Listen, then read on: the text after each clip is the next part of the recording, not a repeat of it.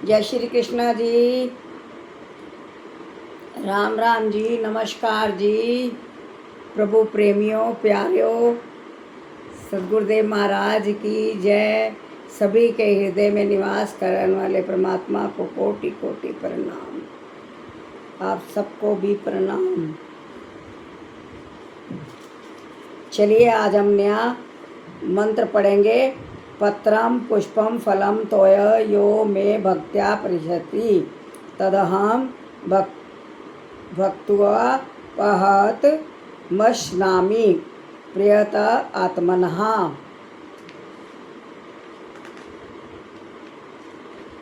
यदि कोई प्रेम तथा भक्ति के साथ मुझे पत्र पुष्प फल या जल प्रदान करता है तो मैं उसे स्वीकार करता हूँ। भगवान कह रहे हैं कोई भी पत्र पुष्प फल जल कुछ भी मुझे प्रदान करता है तो मैं स्वीकार करता हूँ।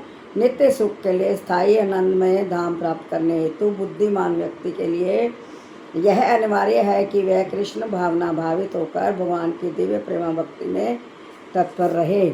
ऐसा आश्चर्यमय फल प्राप्त करने की विधि इतनी सरल है कि निर्धन से निर्धन व्यक्ति को योग्यता का विचार किए बिना इसे पाने का प्रयास करना चाहिए। इसके लिए एकमात्र योग्यता इतनी है कि वह भगवान का शुद्ध भक्त हो। इससे कोई अंतर नहीं पड़ता कि कोई क्या है और कहाँ स्थित है। यह विधि इतनी सरल है कि यदि प्रेम पूर्वक एक पत्ती, थोड़ा सा जल या फल ही भगवान को अर्पित किया जाता है तो भगवान उसे सहर्ष स्वीकार करते हैं। अतः किसी को भी कृष्ण भावना मृत से रोका नहीं जा सकता, क्योंकि यह सरल है और व्यापक है। ऐसा कौन मूर्ख होगा जो इस सरल विधि से कृष्ण भावना भावित नहीं होना चाहेगा और सच्चिदानंदमय जीवन की परम सिद्धि नहीं चाहेगा। कृष्ण को केवल प्रेमा भक्ति चाहिए और कुछ भी नहीं। कृष्ण तो अपने शुद्ध भक्त से एक छोटा सा फूल तक ग्रहण करते हैं, किंतु अभक्त से वे कोई भेंट नहीं चाहते। उन्हें किसी से कुछ भी नहीं चाहिए, क्योंकि वे आत्मतुष्ट हैं।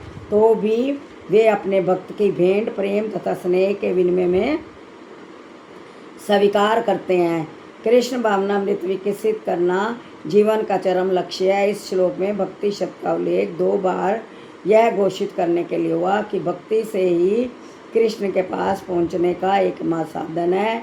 किसी अन्य शर्त से, यथा ब्राह्मण, विद्वान, धनी या महान विचारक होने से कृष्ण किसी प्रकार की भेंट लेने को तैयार नहीं होते। भक्ति ही मूल सिद्धांत है, जिसके बिना वे किसी से कुछ भी लेने के लिए प्रेरित नहीं किए जा सकते। भक्ति कभी हेतुकी नहीं होती। यह शाश्वत विधि है। यह परब्रह्म की सेवा में प्रत्यक्ष कर्म है। यह बतलाकर कि वे ही एकमात्र भोक्ता आदि स्वामी समस्त यज्ञ भेंटों के वास्तविक लक्ष्य हैं। अब भगवान कृष्ण ये बताते हैं कि वे किस प्रकार की भेंट पसंद करते हैं। यदि कोई शुद्ध होने तथा जीवन के लक्ष्य तक पहुंचने के उद्देश्य से भगवत भक्ति करना चाहता है तो उसे चाहिए कि वह पता करे कि भगवान उससे क्या चाहते हैं। कृष्ण से प्रेम करने वाला उन्हें उनकी इच्छित वस्तु देगा और कोई ऐसी वस्तु भेंट नहीं करेगा जिनकी उन्हें इच्छा ना हो या उन्होंने ना मांगी हो। इसी प्रकार कृष्ण को मांस, मछली, अंडे की भेंट नहीं किए जाने चाहिए। यदि इन्हें इन वस्तुओं की इच्छा होती तो वे उनका उल्लेख करते। उल्टे वे स्पष्ट आदेश देते हैं कि उन्हें पत्र, पुष्प, जल तथा फल अर्पित किए जाएं और वे इन्हें स्वीकार करेंगे। अतः हमें ये समझना चाहिए कि वे मांस, मछली, अंडे स्वीकार नहीं करेंगे। शाक, अन्न, फल, दूध तथा जल यही मनुष्य को उचित भोजन है और भगवान कृष्ण ने भी इन्हीं का आदेश दिया है। इनके अतिरिक्त हम जो भी खाते हों वह उन्हें अर्पित नहीं किया जा सकता, क्योंकि वे उसे ग्रहण नहीं करेंगे। यदि हम ऐसा भोजन उन्हें अर्पित करेंगे तो हम प्रेमा भक्ति भी नहीं कर सकेंगे। हाँ, जैसे मैंने कल कहा कि भगवान को ज़रूरी नहीं है आपकी 50 किस्म के भोजन 10 किस्म के बनाएं तभी भोग लगाएं। श्रद्धा, अपनी श्रद्धा को भोग लगाना है। थोड़ा सा दूध गिलास में डाल के आप भोग लगा सकते हैं। वो अर्पण करेंगे, वो स्वीकार करेंगे भगवान। आप दही में चीनी डाल के भोग लगा दो, स्वीकार करेंगे। मक्खन है उसका भोग लगा दो, कुछ भी मतलब ऐसा होना चाहिए जो भगवान स्वीकार करें। और अन्य पदार्थ भगवान को जैसे बादाम, अखरोट, ऐसी चीज़ें, ड्राई फ्रूट होते हैं, उनको आप भोग लगा सकते हो, भगवान वो स्वीकार करेंगे। तृतीय अध्याय के 13वें श्लोक में श्री कृष्ण बताते हैं कि यज्ञ का अवशिष्ट ही शुद्ध होता है। अतः जो लोग जीवन में प्रगति करने तथा भवबंधन से मुक्त होने के इच्छुक हैं, उन्हें इन सब चीज़ों को नहीं खाना चाहिए। इसी श्लोक में वे ये भी बताते हैं कि जो लोग अपने भोजन को अर्पित नहीं करते, वे पाप भक्षण करते हैं। बिना भगवान को भोग लगाए यदि भोजन करते हो, इसका यहाँ पे ये समझाया जा रहा है। मतलब भोजन लगाए का मतलब, भोग लगाने का मतलब ये नहीं है कि आप स्पेशल थाली, वो तो बहुत अच्छा ही है कि आप बनाएं और भोग लगाएं, लेकिन जब आप खाने बैठ जाते हैं तभी आप हाथ जोड़ के आँख बंद करके कहें, हे प्रभु पहले आप भोग लगाएं, मैं फिर ग्रहण करूँगा। तो वही प्रभु भोग लगा भी लेते हैं और हमें भी उनका जूठा मिल जाता है। मेरा मानना ऐसा है। तो श्लोक में ये भी बताते हैं कि जो लोग अपने भोजन को अर्पित नहीं करते, वो पाप भक्षण करते हैं। दूसरे शब्दों में उनका प्रत्येक और इस संसार की जटिलाओं में उन्हें बांधने वाला है। अच्छा सरल शाकाहारी भोजन बनाकर उसे भगवान कृष्ण के चित्र या अर्चा वगैरह के समक्ष अर्पित करके तथा नतमस्तक होके तुच्छ भेंट को स्वीकार करने की प्रार्थना से मनुष्य अपने जीवन में निरंतर प्रगति करता है। हाँ, आप थाली परोसे ही हूँ, परोस कर बैठे हैं, तो आप उसमें भी कहें हाथ जोड़कर, हे प्रभु मैं आपके लिए प्रसाद लाया हूँ, आप इसको स्वीकार करिए, भगवान भोग लगाइए, ताकि मैं भी आपका जूठा ग्रहण कर सकूँ।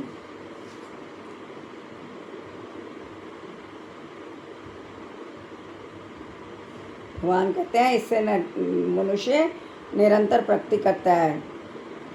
सबसे बड़ी बात तो यह है कि समर्पण अत्यंत प्रेमपूर्वक करना चाहिए।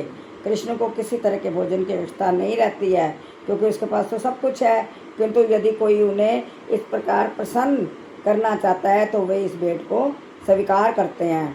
भोजन बनाने, सेवा करने तथा भेंट करने में जो सबसे मुख्य बात रहती है वह कृष्ण के प्रेमवश कर्म करने का।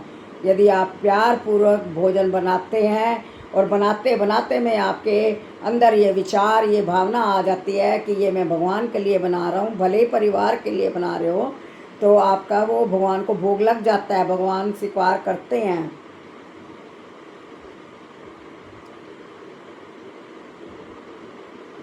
वे मायावादी चिंतक भगवत गीता के इस श्लोक का अर्थ नहीं समझ सकेंगे, जो यह मानकर चलते हैं कि परब्रह्म इंद्रिय रहित है।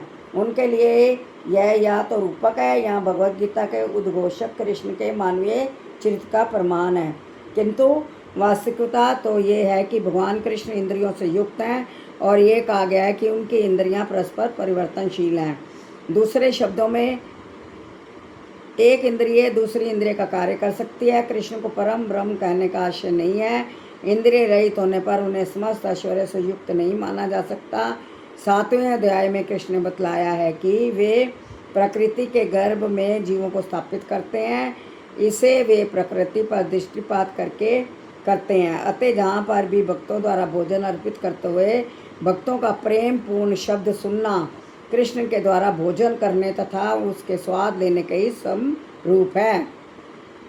मैंने जैसे कहा है कि आप जरा सा सोचते ही हैं भगवान के प्रति, तो भगवान कह रहे हैं वो सोचना भी जो है वो एक भोजन कराने के समान हो जाता है। इस बात पर इसलिए बल देना होगा क्योंकि अपनी सर्वोच्च स्थिति के कारण उनका सुनना, उनका भोजन करना, उनका स्वाद ग्रहण करने के ही समरूप है। केवल भक्त ही बिना तर्क के यह समझ सकता है परब्रह्म भोजन कर सकते हैं और उसका स्वाद ले सकते हैं। बाकी नेक्स्ट फिर पढ़ेंगे। इतना ही समझ आना चाहिए कि भगवान को भोग कैसे लगाना है, कैसे उनके आगे अपना समर्पण करना है।